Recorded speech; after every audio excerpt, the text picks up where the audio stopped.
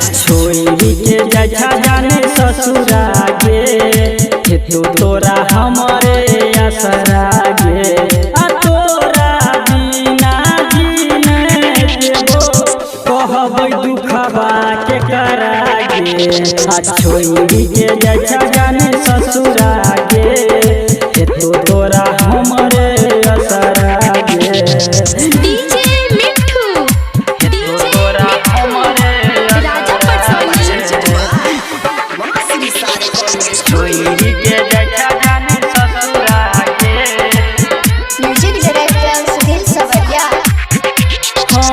बाकी करै छलियो हमे सब दिन गे गिनै देबो रानी हम तोरा दिन गे बाकी करै छलियो हमे सब दिन गे गिनै देबो सोना हम तोरा दिन गे ससुरा में बुझलौ नै भतारा गे ससुरा में बुझलौ नै भतारा गे तो तोरा हमारे असरा गे छोरी के जैसा जाने ससुरा गे तो तोरा हमारे असरा गे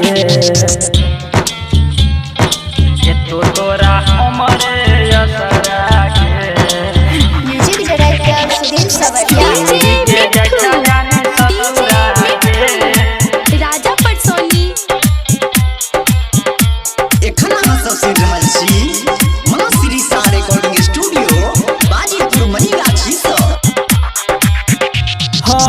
रंजित रंगीला के तू छोड़ देला साथ गे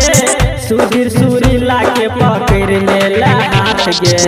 रंजित रंगीला के तू छोड़ देला साथ गे सुधीर सुरीला के पकड़ लेला हाथ गे ससुरा में बुझलौ जे भतारा गे ससुरा में बुझलौ जे भतारा गे तो तोरा हमारे